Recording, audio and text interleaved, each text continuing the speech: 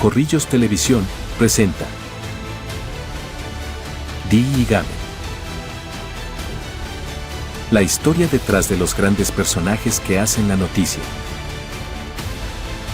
Dígame. Conducen Alfonso Pineda Chaparro y Rafael Díaz Mesa.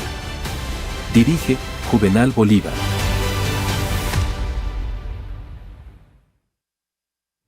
Señoras y señores, estamos hoy en Dígame, como todos los domingos, a esta hora del mediodía tenemos siempre invitado a alguien para hablar de diferentes temas.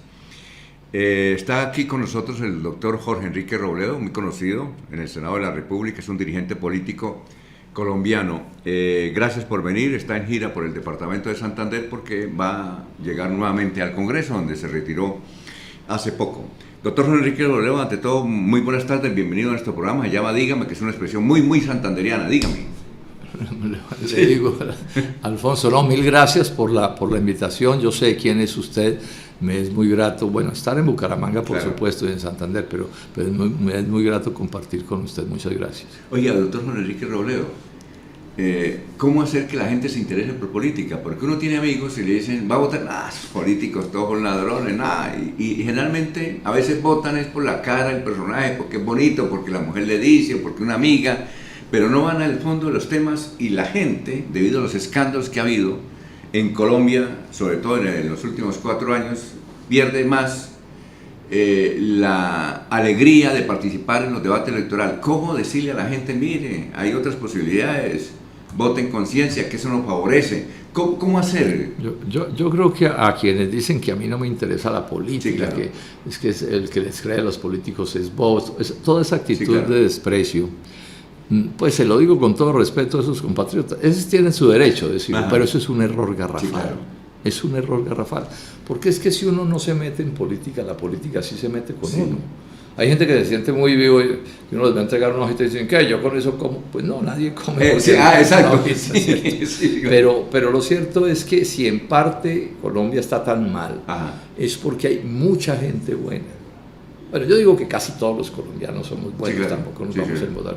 Pero hay mucha gente que podría aportarle mucho a la lucha política simplemente votando, ayudando a votar, o sea, explicando cosas al uno, al otro, no sé, a la tía, al hijo, al que sea, haciendo, claro, no, miren que esto es así, entendámoslo. Y entonces, ¿cuál es el efecto de ese desinterés? Pues que entonces los malos políticos, pues es más fácil, ¿no? Sí, porque claro, si algo no quiere un mal político es que haya un buen político o sí, alguien, claro, que lo pueda desenmascarar y ese tipo de cosas. Eso es una tradición lamentable, no solo en Colombia, uno mira en el mundo entero, por ejemplo, los niveles de abstención son muy, claro, altos y tiene una cierta justificación porque es que la clase política de casi todas partes se ha corrompido mucho, se ha vuelto muy tramposa, muy mentirosa, entonces pues hay una cierta desilusión y es un mecanismo de defensa. Lo que pasa es que es un mal mecanismo de defensa, ¿cierto? Es sí, como que usted entonces tiene un problema, algún día un médico no lo atendió bien y usted entonces no vuelve a donde ningún médico porque esos médicos son unos tal por cuales o cualquier cosa y resulta que está actuando es contra él mismo. Parecido le pasa al que se abstrae de la política. Claro. Es más fácil engañar al país cuando esos se desentienden del tema. Usted era profesor universitario ya en Manizales, usted es concretamente de Ibagué. Yo soy ibaguereño, sí, pero después, y mi papá era manizaleño. Ya. Y después viví en Manizales 30 años, entonces tengo doble nacionalidad. Sí. Profesor de arquitectura. De arquitecto, sí. ¿Qué lo motivó a meterse en política? A ver, yo llego a vivir a Bogotá en 1918 a estudiar. 68, ¿verdad? En 1968, sí, tampoco. Sí. 1968. Yo vine de una vida de fiesta, realmente yo fui un muchacho en Ibagué bien parrandero, bien desentendido de todo, y yo sí leía la prensa, sí, claro, pero yo no era ni siquiera un buen estudiante porque era muy distraído, claro, de una cosa y la otra y todo. Bueno, llego a Bogotá y seguí con eso. Cuando llegué a estudiar con mi hermano, claro, un apartamento de solteros con otros amigos. ¿En qué universidad? Y seguí la rumba. Yo soy arquitecto de los Andes. Sí. Bueno, pero me empiezo a politizar, porque recordémonos que en esos días, politizar de manera indirecta, esos fueron los días de los Beatles, de la minifalda, de la píldora anticonceptiva, de las protestas de los estudiantes. Década del 60 más o menos. Década del 60 y sí, el 60, yo llego en el 68, ¿cierto?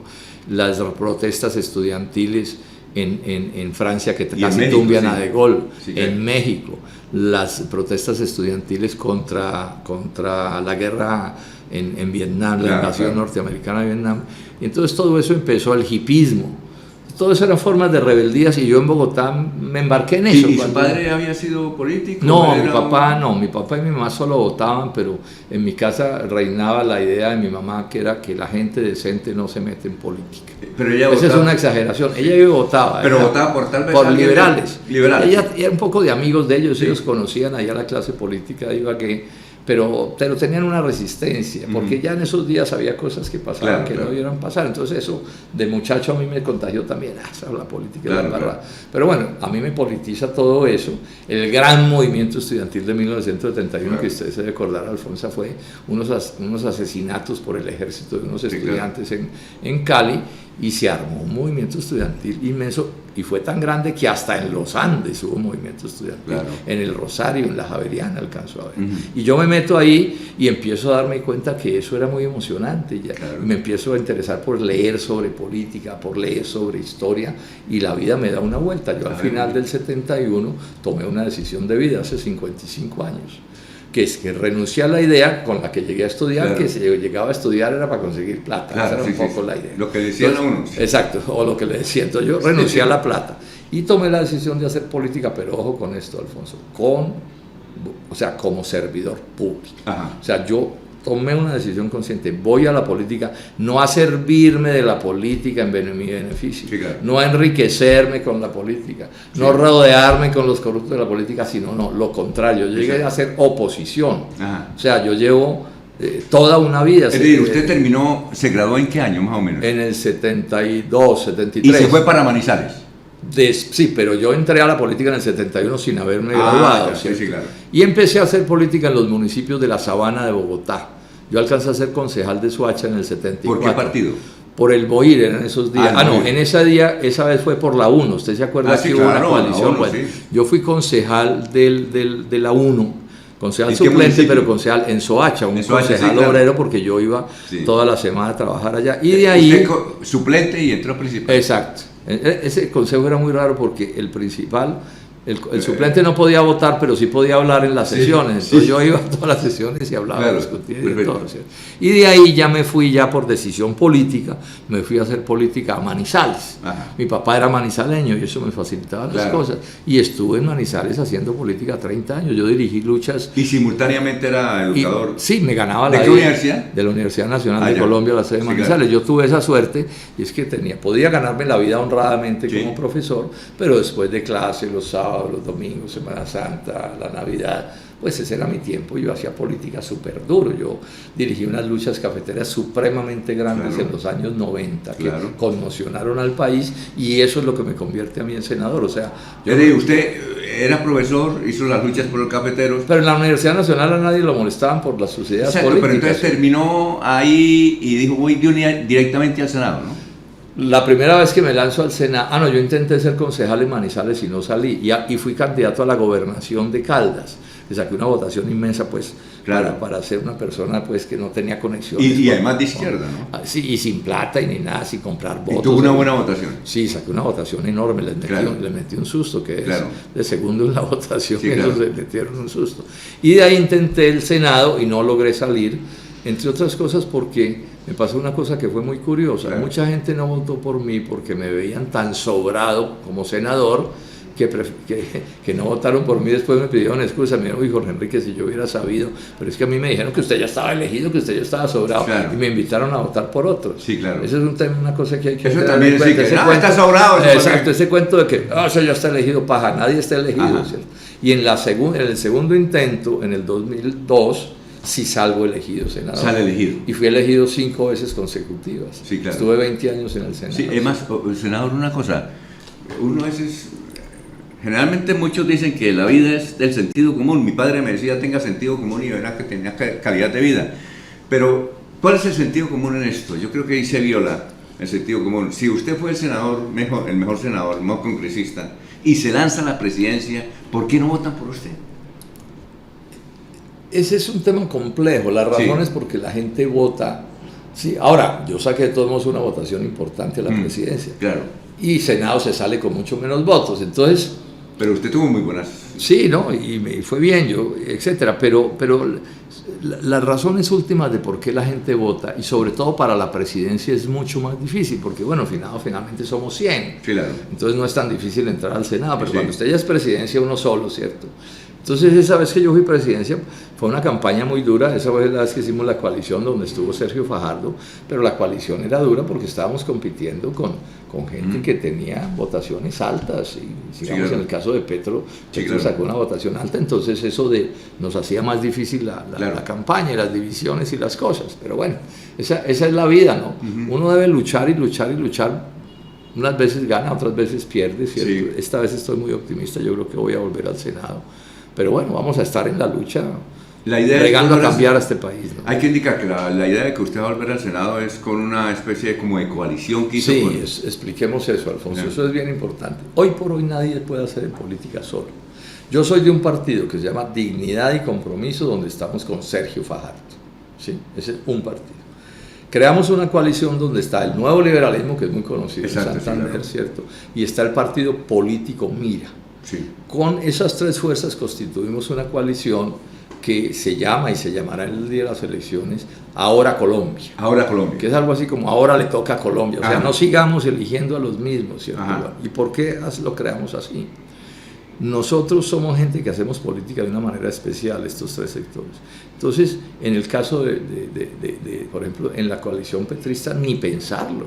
Nosotros no votamos por Petro a la presidencia, yo voté en blanco, Sergio Fajardo también, porque lo conocemos muy bien. ¿Usted votó en blanco cuando estaba Rodolfo y Duque también? Ah, ¿usted también Duque? Sí, yo voté las dos últimas veces en blanco. ¿Era Duque y Petro? Ah, sí. Sí, entonces... Pues no, yo por Duque no iba a votar, sí. Y por Rodolfo tampoco, pero por Petro tampoco. Tampoco, sí. Porque yo conocía ya a Petro, yo lo había sufrido en las elecciones, sí, claro. de hace un poco de años, entonces no iba pues a caer en las trampas y en las cosas de... Claro. Sí, y voté en blanco, pero quería votar en blanco. Pero entonces ahora le estaba contando, hemos creado esta coalición que no se va a unir con el petrismo. No tanto ni por... No, la gente, yo no tengo pleitos con el ciudadano que quiere votar por Petro. Usted no tiene pleitos con los petristas, tienes con Petro, ¿no? Fundamentalmente, y con la cúpula petrista, claro. Porque ahí, pero bueno, la distancia fundamental es que lo ha gobernado demasiado mal. O sea, este es un gobierno que es un fracaso de gobierno, hay que decirlo con franqueza. Ahora, por un solo tema, los niveles de corrupción en este gobierno son bochornosos. Sí, claro. Y estamos hablando de la jefatura. Claro. Exacto. Petro cometió un error muy grave. Él, para ganar, como dijo un día Gustavo Bolívar, Petro le vendió el alma al diablo.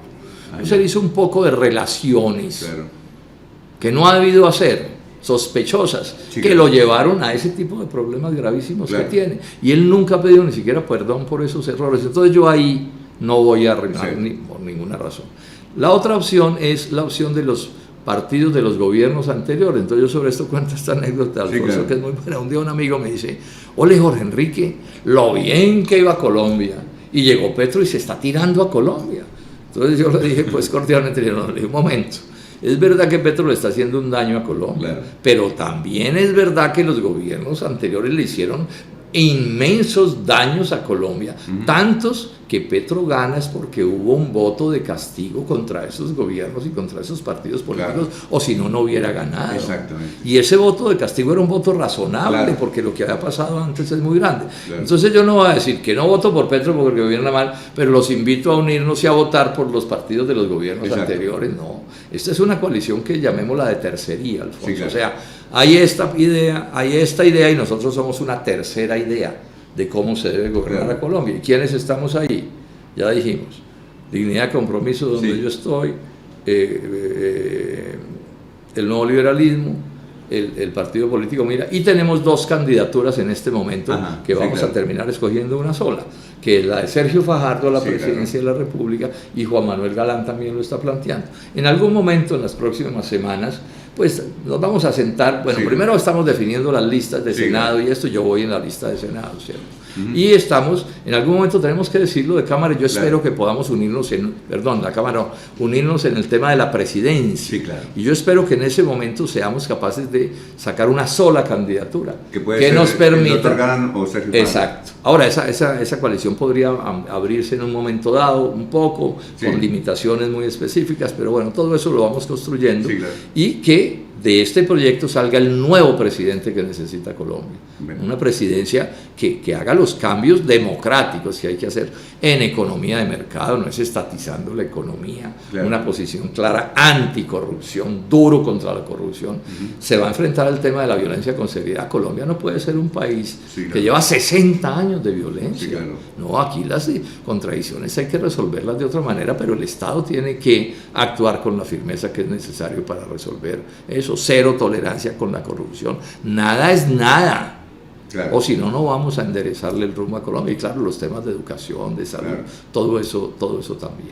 Estamos hablando con el doctor Jorge Enrique Robledo, que es candidato nuevamente al Senado de la República. Vamos a una pausita, nos dice Pacho, y regresamos. Estamos en Dígame hoy domingo. Corrillos Televisión está presentando Dígame. ¿Sabías que están abiertas las inscripciones para que estudies en la institución de educación superior número 1 en desarrollo tecnológico e innovación en Colombia?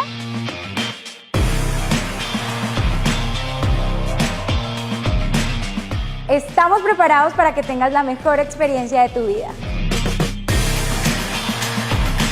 Queremos acompañar tu proceso de formación para que te conviertas en un líder de la transformación social y del cambio tecnológico del país y del mundo. Encuentra la carrera de tus sueños en las facultades de Ciencias Socioeconómicas y Empresariales y de Ciencias Naturales e Ingenierías. Inscríbete ya en las unidades tecnológicas de Santander. Encuentra toda la información en www.uts.edu.co.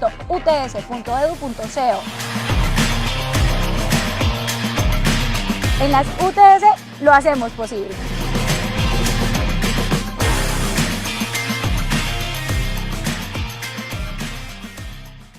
Café Pasión. Nuestro café es 100% orgánico, producido en las estribaciones de la Sierra Nevada de Santa Marta, cultivado a 1300 metros sobre el nivel del mar. Es cosechado de granos maduros seleccionados, sin la ayuda de sustancias químicas o artificiales, aditivos, pesticidas y herbicidas, y cumple un proceso exigente de calidad y supervisión. Café Pasión. Es rico en minerales, vitaminas y antioxidantes. Ayuda contra la depresión al liberar endorfinas y dopamina. Contiene antioxidantes que combaten los radicales libres y reducen el riesgo de enfermedades crónicas. Puede reducir el riesgo de enfermedades del corazón y mejorar la función de los vasos sanguíneos. Café Pasión. Orgánico y natural.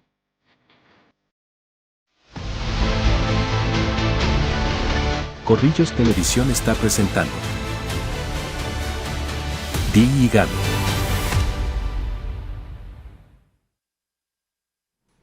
Estamos con el candidato al Senado, Jorge Enrique Robledo. Él también fue ya senador de la República desde el 2002.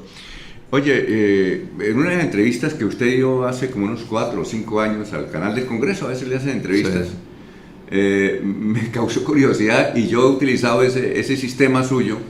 Porque a usted le preguntaron, bueno, ¿usted a quién admira? Entonces yo pensé que iba a decir, admiro a Dios, admiro a Mahoma, admiro al Papa, admiro yo no sé qué. Y dijo, no, yo admiro a una señora que en tal parte hace estos oficios, una cosa, un dirigente por allá de Bogotá, que es un señor sencillo, que nadie lo conocía. Dijo, yo lo admiro.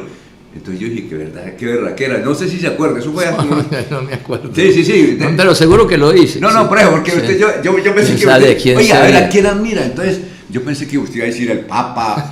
Sí, entonces resulta que dijo, no, yo admiro a un señor que... Pero esa puerta, vea que yo sí estoy pendiente de la entrevista. Eso estoy viendo. No, sí. yo admiro realmente a mucha gente. Sí, claro. Pero no, digamos, de los grandes próceres de Colombia, pues ahí yo tengo desacuerdos.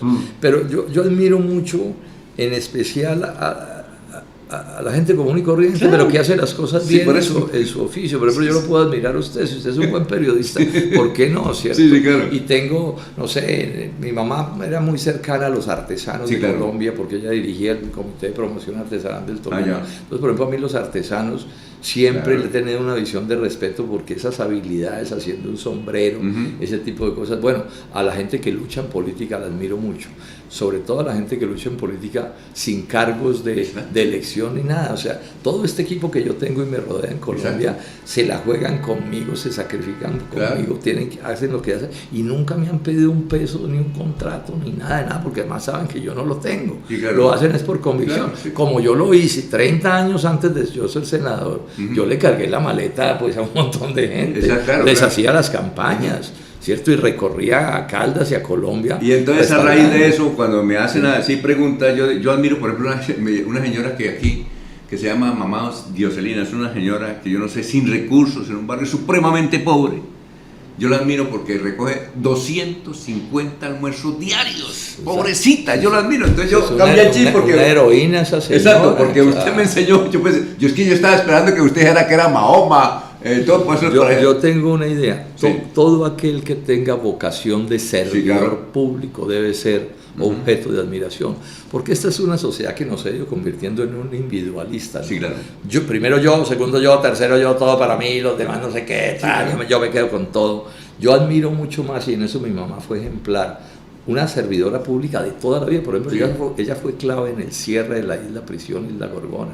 O sea, si ese parque existe ahí, fue por una lucha de mi mamá que está en un libro histórico. Ella era también combativa, entonces sí, pero la política no le gustaba. Pero entonces ella fue presidenta del Club de Jardinería de Ibagué, presidenta del Comité de Promoción Artesanal, le ayudaba a todo el que pudiera, ¿cierto? Sí.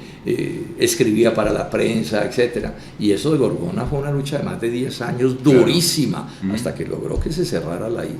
Y ahora entonces en el gobierno del doctor Petro están poniendo un radar para las tropas norteamericanas en Colombia en un parque natural. Es que esto, entonces yo digo, y ese que dice que es el cambio, que dice que es de izquierda, yo digo, pero sí, eso fue lo que hicieron los gobiernos anteriores. Exactamente. Oye, doctor Juan Enrique Robledo, entonces usted es candidato al Senado, la lista será abierta, ¿verdad? Sí, claro. No me gustan las listas cerradas, lo digo con toda franqueza. ¿Por qué no le Porque ese cuento de que llega alguien que es como un dictador y hace la lista con el bolígrafo, y el que no acepta se me va de aquí porque yo soy el que mando. A mí ese cuento no me lo meten, eso no es democrático, lo digo con toda franqueza. Ahora, cada partido hace lo que se le dé la gana, ¿cierto? Pero eso no es democrático, no me gusta, porque no es democrático. ¿Cómo así? Es que los partidos políticos tienen dueño. O sea, lo único que los une es el dueño. Exactamente. Sí, y eso es lo que está promoviendo Petro. No estoy de acuerdo. Y hay otras fuerzas. El partido de Álvaro Uribe lo está haciendo. Yo no comparto ese criterio y lo digo. Ahora, cada uno, repito, soy respetuoso, haga lo que quiera. Pero yo a eso no le jalo, bajo ninguna razón. Ahora, doctor Enrique Robledo, entonces supone uno que usted va a ser el que va a encabezar la lista, pero... No hemos decidido. Pero más o menos uno... Es posible que sí, pero podría suceder que no, y si no soy yo la cabeza de la lista... ¿Qué criterio van a tener? ¿Ustedes van a tener lista cremallera, hombre, mujer o no? No, estamos apenas mirando esos detalles, pero sí, seguramente ese sería el ideal. Y para la Cámara de Representantes, por ejemplo, en Santander... Están apenas... todo eso está en construcción. ¿Va a estar en todos los 32 departamentos? ¿Van a tener lista de Cámara? Sí, la idea es estar en todos los departamentos en listas de Cámara. ¿Y cuándo definen ustedes el candidato a la presidencia? ¿En qué tiempo y cómo lo van a hacer? Yo creo que eso o sea, vamos a ver qué va a pasar, pero esas son cosas que se empiezan a definir ya al final del año, tipo noviembre, diciembre incluso, porque en eso no hay tanto afán, ¿no? Entonces, ¿por qué? Porque una posibilidad es que, no sé, si tenemos 2 o 3 precandidaturas, ellos los 3 o los 2 llegan a un acuerdo y digan, no, pues mejor siga usted, yo no, y el otro se va para la vicepresidencia o me voy para el Senado. Esas son cosas que pueden suceder. Puede suceder que aparezca alguna otra persona que la invitemos a participar en este proyecto, y puede suceder que hagamos una consulta, por ejemplo, en la elección de marzo. O sea, todo eso está abierto. Sí, y es cosa de conversarlo con tranquilidad y con buena fe. Mire, pero eso yo creo que por allá en noviembre, diciembre lo vamos a aclarar. De la izquierda, usted de la izquierda, siempre ha sido de la izquierda, que no estén con su movimiento y los otros movimientos, ¿a quién rescata? Por ejemplo, a nivel de los, inclusive que estén con Petro, ¿a quién rescata usted? Como para decir, hombre, sí acepto. No, yo lo que digo es esto. No todo aquel que haya votado por Petro hay que satanizarlo, ¿cierto? y hay gente ahí que yo creo que sigue equivocada, pero yo, o sea, no me gusta entrar como a hacer una lista de los buenos y los malos, porque tampoco me corresponde, pero hay una cosa sobre la que hay que llamar la atención. Petro está haciendo las cosas muy mal, y es muy equivocado que sus dirigentes le firmen un cheque en blanco para lo que se le dé la gana. Es un error grave. Yo los invito a que corrijan. Hay que tomar la verdad de la realidad, ¿cierto? ¿Sí? Uno a veces se equivoca, pero si se equivoca debe corregir. Pero uno no puede llegar y equivocarse y seguir diciendo. Entonces, mucha gente votó por Petro con el cuento que Petro era Superman. Y resultó como el que se llamaba el otro de Superman. ¿Batman? No, Bizarro, uno que era al revés. Eso es un chiste que yo hago, ¿cierto? Pero resultó que no era lo que decía ser. Entonces, ¿por qué siguen atados a eso? Entonces ahí sí empiezan a involucrarse ellos en sus propios errores.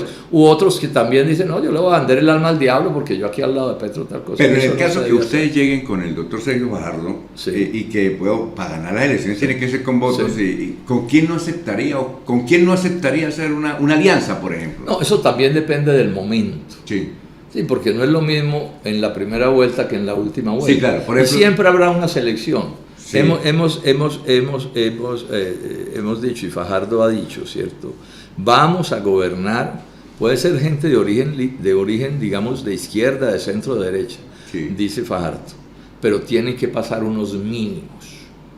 ¿Qué fue lo que hizo Fajardo cuando fue gobernador de Antioquia y alcalde de Medellín? Él con la clase política antioqueña no gobernó. Exacto. A él lo ha buscado gente de la clase política tradicional y no. ¿Por qué? Porque, por ejemplo, hay un mínimo que es inapelable. Honrados a toda prueba, no hay nada que hacer. O sea, el que tenga la política como negocio no nos sirve en nuestro gobierno. Entonces, ahora que es liberal o conservador, sé que puede ser, pero el punto es, ¿cuál es su hoja de vida? ¿Usted cómo se comporta? ¿Usted es servidor público? Pensemos en hacer cosas, así tengamos desacuerdos, que los podemos administrar, pero ¿qué es lo que queremos hacer? Aquí llevamos más de un siglo con la política convertida en un vulgar negocio, hay que decirlo con toda franqueza. También hay un montón de gente buena y honrada que lucha como servidores públicos y los respeto, pero eso no ha sido lo predominante en Colombia. Y si eso no se cambia, no cambiamos nada. No cambiamos nada, porque si una persona llega que se necesita un puente y entonces construyamos el puente y el puente lo vuelves un negocio y no le ponen los hierros que sea y que se caiga y que lo pusieron donde no era, o sea, todas esas vainas que pasan que son absurdas, pues ese no nos sirve en el gobierno. Me hace acordar usted, yo tenía una amiga, usted tal vez la conoció, era Silvia Galvis, que aquí iba a morir liberal, ella era muy tremenda con los políticos, ella decía, todo político es ladrón en Colombia hasta que no demuestre lo contrario.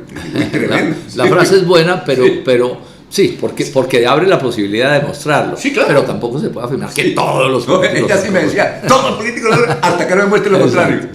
Bueno, oye, doctor, entonces, para la segunda vuelta, para no votar en blanco, porque usted, si en caso va, ¿qué tal que gane uno de Petro y otro de la derecha, que por ejemplo sea de la Espriella, usted...? Todo eso lo tendremos que mirar, y yo lo digo con toda franqueza, Alfonso. Si hay algún candidato, así yo no sea afín a él ni cercano a él, pero que yo considero que se puede votar, voto por ese alguien.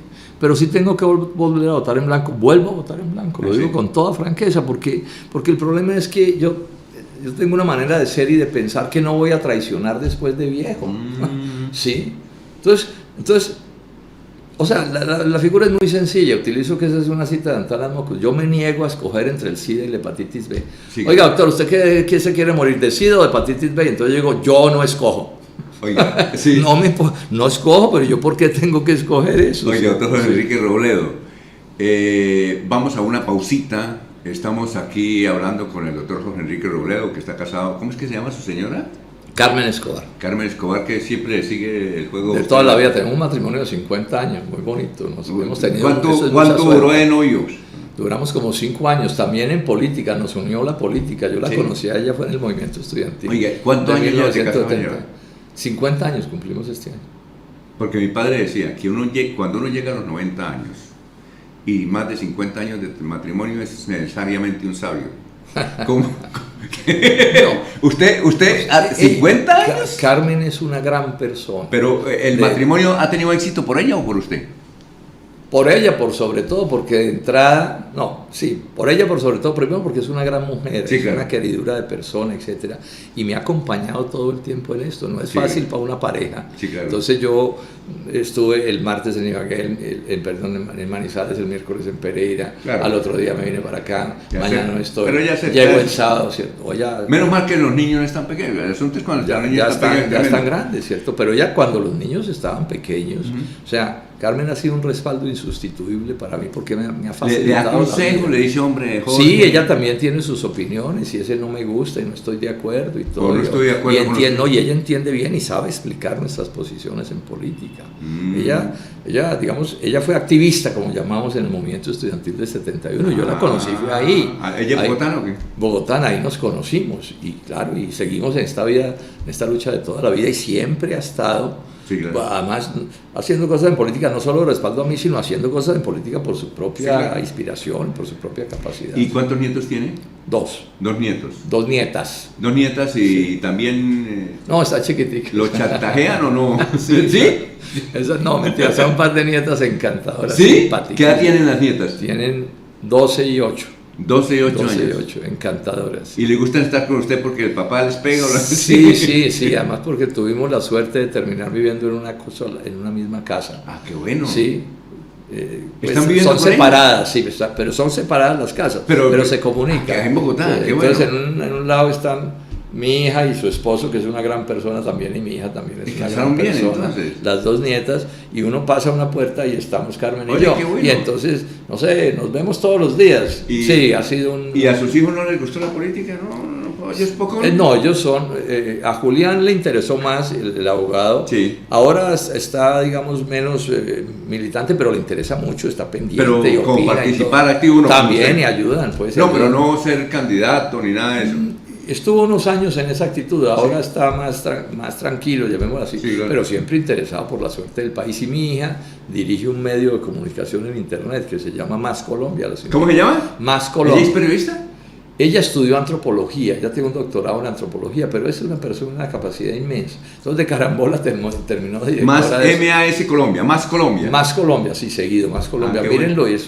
Es un libro, es un periodismo de análisis económico, sobre todo, de análisis económico muy democrático. Qué bueno. Y muy bien armado. Miren lo que están seguros que ahí pueden encontrar. Y están buscando gente de capacidades que quieran publicar ahí, claro.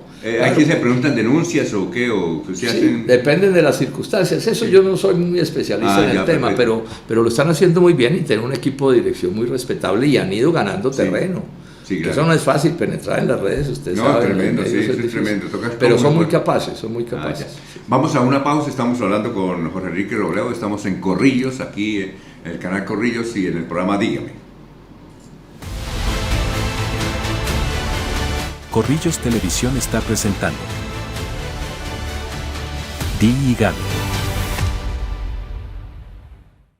Bienvenidos al Instituto Universitario de La Paz, Unipaz, la primera universidad en el corazón del Magdalena Medio, un lugar donde el conocimiento, la innovación y la sostenibilidad se unen para formar profesionales íntegros que transforman sociedad. Aquí encontrarás el edificio administrativo y en el primer piso, las escuelas, la oficina de registro y control, tesorería y presupuesto, gestión humana y servicios generales. En el segundo piso, rectoría, vicerrectoría, planeación, dirección de investigación y proyección social, la Delegación de Lenguas Extranjeras e Internacionalización y Bienestar Universitario. En el edificio de aulas vivirás experiencias de aprendizaje significativas orientada por docentes que te acompañan en tu proceso de formación. El Centro de Información, un espacio para el estudio y la consulta académica, con acceso a base de datos, libros, revistas científicas y zonas de lectura. Zonas deportivas y recreativas, diseñadas para tu bienestar físico y esparcimiento. Unipaz, tu segundo hogar. Un lugar para aprender, crecer y transformar.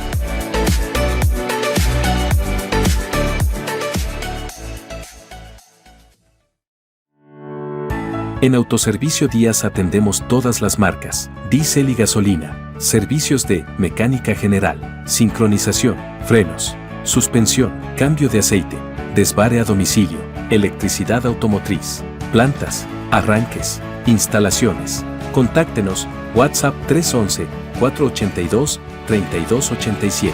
calle 21, número 14 a 10, barrio Girardot, Bucaramanga.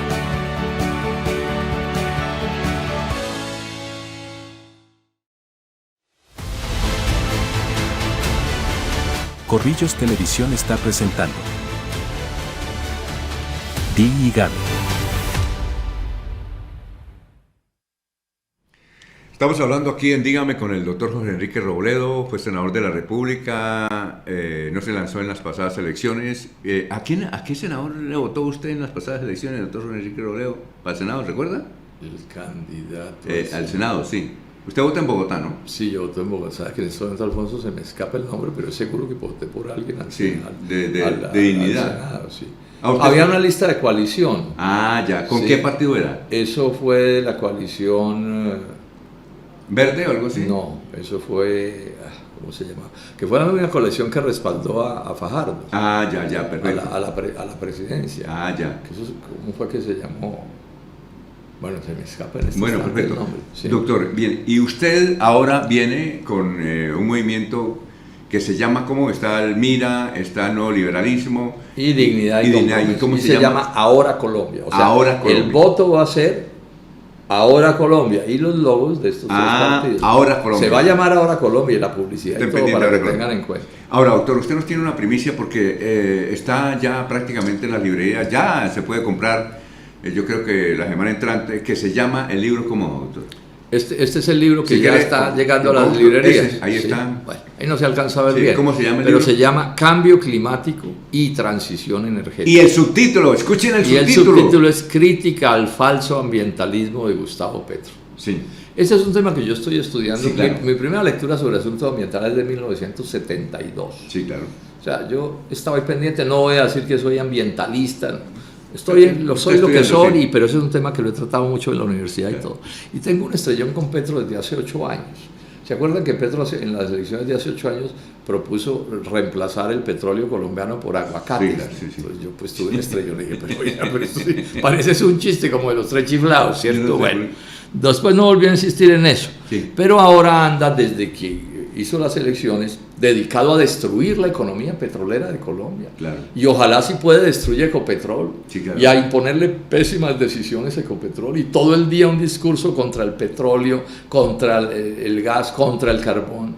Y resulta que Colombia no puede vivir sin esos materiales. Claro. Ahora, esos materiales nos crean un problema que generan cambio climático, claro. Pero es que no hay actividad de los seres humanos que no tenga un impacto ambiental. Claro. Sí, claro. ¿Cierto? Entonces usted tiene que ver cómo va llevando una cosa con la otra. Claro. Y entonces, como hay un problema de cambio climático, hay que hacer una transición energética. Ajá. Pero una transición no es un salto al vacío. Claro. ¿Qué es lo que está haciendo Petro? Entonces Petro es el único país petrolero del mundo que tiene un discurso agresivo y absurdo, irresponsable contra la economía del petróleo. Contra Ecopetrol, santanderianos los llama a que se pongan las pilas. Claro. Ecopetrol está teniendo cada vez más problemas porque Petro la ha puesto a hacer cosas que no debería hacer. Exacto. Yo no me opongo a que en Colombia haya proyectos de energía solar y eólica, pero ¿por qué le tienen que cargar todo eso a Ecopetrol? Sí, claro. Ecopetrol no tiene caja, trabajadores del petróleo, dirigentes del uso. Ecopetrol no tiene plata para hacer bien el petróleo, para hacer bien el gas, para hacer bien la refinería, para explotar bien y además de eso dedicarse a montar proyectos de energía solar eólica. No, que monten otros. Miren este absurdo que hizo Petro. Había unos gringos o unos extranjeros en La Guajira montando unos negocios de energía solar y de energía eólica. Claro. Y obligó a Petro a que les comprara esos negocios. Ajá. A Ecopetrol. Petro obligó a Ecopetrol. Yo digo, ¿pero eso qué es? Sí, resulta que Ecopetrol tiene una deuda de más de 25.000 millones de dólares. O sea, Ecopetrol tiene problemas de estrés, es una gran empresa, pero entonces uno puede andarle cargando. Le cambió la naturaleza a Ecopetrol y la volvió todo. O sea, Ecopetrol es todera, tiene que hacer de todo. Ahora anda con el cuento del doctor Petro porque estuvo en Pasto y se le ocurrió que energía geotérmica también. Charlatanería de Petro. Contra Ecopetrol, contra Colombia, contra Barranca Bermeja, contra Santander. ¿Cuántos hay varios o un capítulo sobre eso de las cuestiones climáticas de Petro? Todo, ¿no? ¿Todo? ¿El libro es todo? No, el libro es un libro. Claro, el problema de fondo del libro es explicar en qué consiste el cambio climático. Exacto. O sea, Y ahí me voy tropezando con Gustavo Petro. ¿Sí? Perfecto, entonces, claro. Ahora es un libro que está diseñado sobre preguntas y respuestas para facilitar la lectura. Yo como fui profesor de tantos años, yo soy muy cuidadoso, Alfonso, para escribir que se me entienda. Y el último capítulo le cojo unas 10 o 15 frases a Petro, cosas que él dicho, y las copio. Y pruebo que son unos disparates, unas estupideces, unos gestos de ignorancia o engaños que él escoja, ¿cierto? Una por una, porque dice cosas tan bárbaras que hay gente que pensará que es mentira mía, entonces yo pongo la frase. Por ejemplo, Petro llegó cuando era candidato a decirle a Lula da Silva que también estrangulara la economía del petróleo de Brasil. Yo eso lo cito en el libro. Y cuento lo que le dijo Lula. Le dijo, oiga, no, señor, ¿cómo se le va a ocurrir que yo voy a hacer con Brasil eso? Y la periodista le insistió en preguntarle a Lula, pero es que el doctor Petro dijo, no, Petro verá qué hace, pero a mí no me metan en ese chicharrón. Y ahí está Brasil aumentando la producción. Y todo Lula, lo que Lula es izquierdista. Y claro que Lula es de izquierda, pero es un tipo serio, no es esta charlatana. Mire lo interesante que es su crítica a Petro, porque usted es de izquierda y Petro se supone que es de izquierda. Pero si uno le hace una entrevista a uno de derecha y critica a Petro, pues, bueno, ya es de derecha y critica a Petro. Pero mire lo fundamental que es usted, su crítica, y por eso es muy importante, y ese libro que va a ser ya en la semana entrante puede estar aquí. Sí, aquí en la librería nacional queda en el Cacique, segundo piso. Y aquí está Politécnica, aquí hay muchas librerías donde pueden adquirir ese libro. Y esas librerías los están mandando a las casas. Qué bueno. Usted puede estar en Girón y le mandan el libro allá y sin sobreprecio ni nada se lo ponen ahí. Y uno lo consigna por Nequio, por las plataformas, sí, claro, perfecto. Muy bien, el doctor Jorge Enrique Robledo. El asunto del páramo de Santurbán. Mire, yo les muestro el libro de una mejor manera. Esa ahí está, ahí está. Sí. Ese es el libro. Doctor Jorge Enrique, aquí hay un tema que usted lo debe conocer del páramo de Santurbán. Obviamente, pues hay muchas críticas, ha habido manifestaciones, se ha identificado la comunidad que ese páramo de Santurbán deben estar quietos.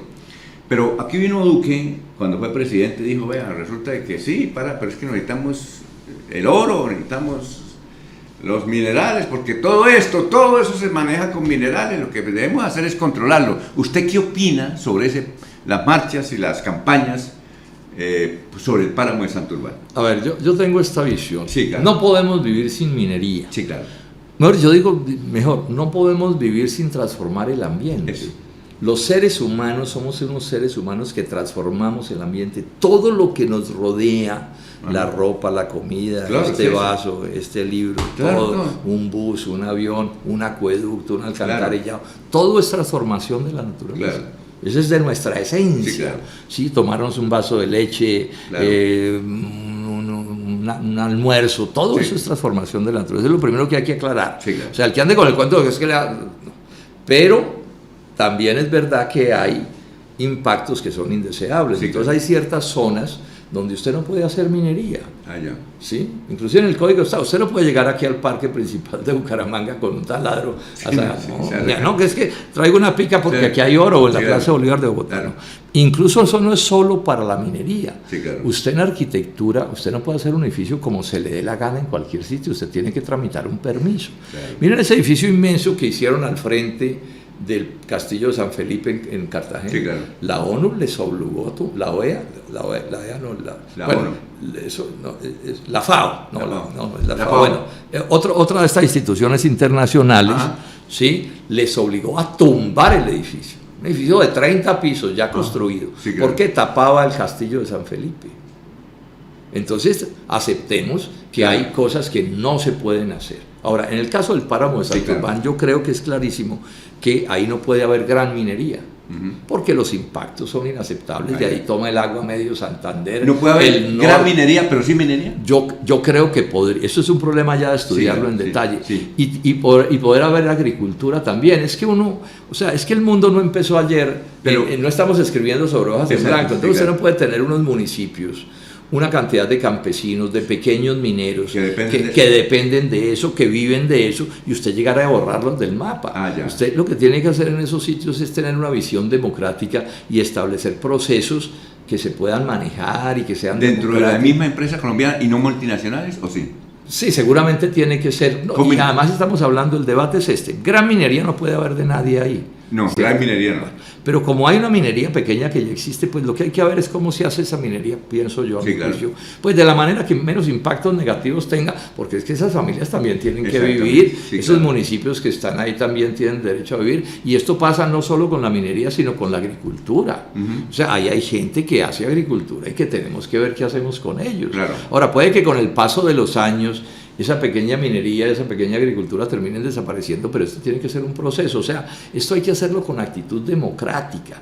Ese cuento de que es que yo soy el que mando aquí, yo llego y hago lo que se me da la gana, es inaceptable. Pues, desde mi punto de vista, yo sé que en Bucaramanga hay un debate sobre eso, entonces yo opino en el debate. Sí. O sea, manejemos las cosas. O sea, que yo tenga la razón en general no me autoriza para hacer lo que se me dé la gana. ¿Sí? Y hay que tener en cuenta otros factores. Entonces, sí, hay que cuidar el medio ambiente, hay momentos en que hay que ser súper estricto, esto no sucede, pero cuando yo ya tengo unos hechos creados, sobre todo de pequeña minería o de pequeña agricultura, pues bueno, tengo que tener en consideración la gente o cómo los muevo, pero en un proceso. O sea, hay que tener una visión democrática de las cosas. Bueno, Pacho, ya vamos a terminar por ya para finalizar, doctor, usted obviamente que es un hombre que dice hay que respetar el ambiente, pero también creer en el desarrollo respetando el ambiente, más o menos así. Ha crecido mucho los cultivos de coca, que ya va más de 300.000 hectáreas más o menos. Dicen que la única forma de acabar es con glifosato. ¿Usted qué opina de eso? ¿Cómo enfrentarlo? Hay una cosa que hay que explicar de fondo sobre esto. En eso el señor Trump está perfectamente equivocado, ¿cierto? Hay cultivos de coca porque hay sopladores de perico en el mundo entero. Sí, claro. O si no, no habría cultivos de coca. Exacto, sí, claro. O sea, aquí el problema no se genera aquí, se genera allá. En la demanda, claro. En la demanda. En Estados Unidos, los periqueros están principalmente allá, y en París, y en Nueva York, y en Tokio, y en todas partes. Claro.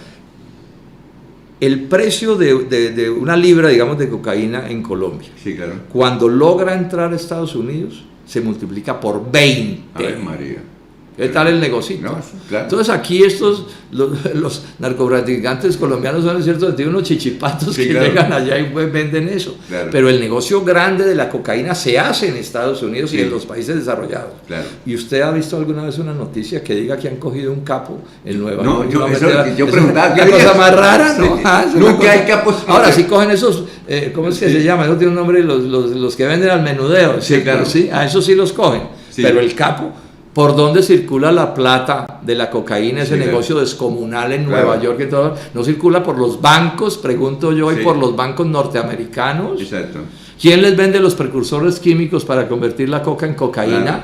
¿No la traen de allá, de contrabandistas, de contrabando además? ¿Quién pone las armas? Colombia no es fabricante de armas. Las traen de allá. Entonces que no nos vengan aquí con demagogia, ¿cierto? Sí, claro. A pedir que Colombia resuelva un problema que tiene 50 años, es que eso no empezó en este gobierno. Exactamente. ¿Cierto? Bueno, y entonces, claro, por supuesto que también hay que controlar la coca, o sea, yo no estoy diciendo eso es ilegal, exacto, pero tienen que hacerse de una manera democrática.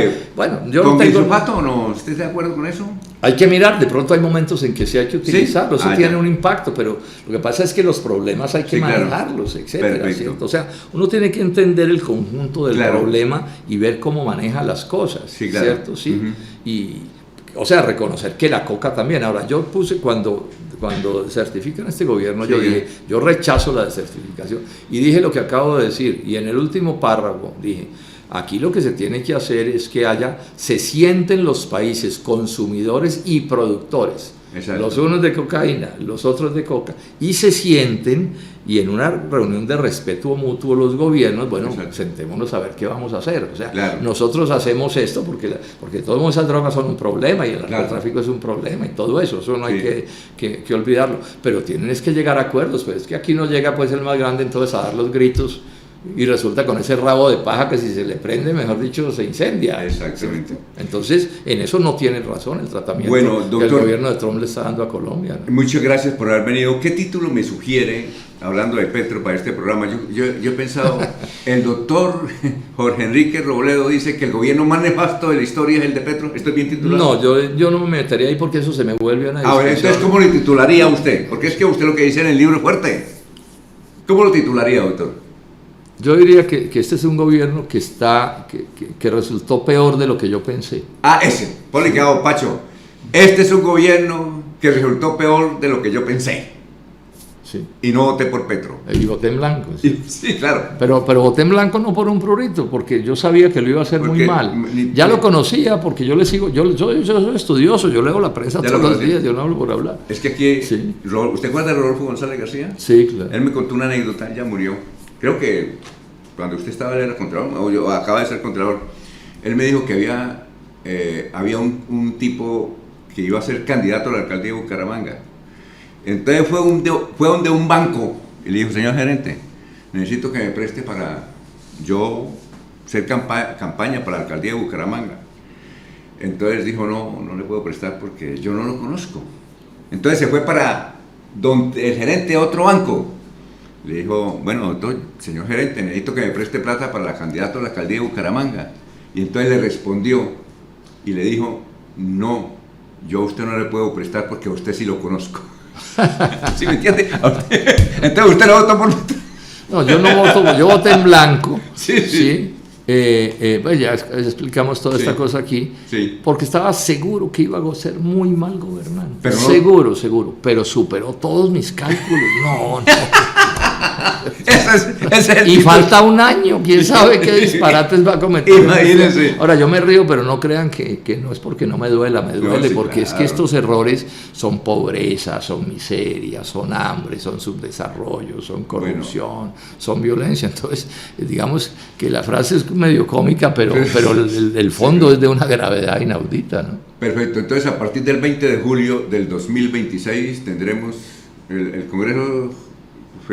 Sesión a partir del 20 de julio, ¿no? Sí, señor. A través del 20 de julio regresa usted y le conservará eso la espero, pero no llego si no votan por mí, no, les tengo que decir, porque hay gente que dice: no, Robledo ya está sobrado, voten por otro. No, ese es un truco contra mí, ¿no? Sí, el que dice: no, ese ya está sobrado, vote por mí. No, nadie está sobrado. Esto, las elecciones, es una cosa durísima. Además, usted, cada voto es luchado, ¿no? El político tradicional ya sabe quién votó por él. Usted no conoce a la gente. Tengo ni idea. Exacto. Muy bien. Gracias, doctor Juan Enrique, muy amable. Nos hemos sentido contentos acá por todas las informaciones que nos dio y las opiniones. Señores y señores, el próximo domingo estamos aquí con otro invitado especial en Dígame. Adiós.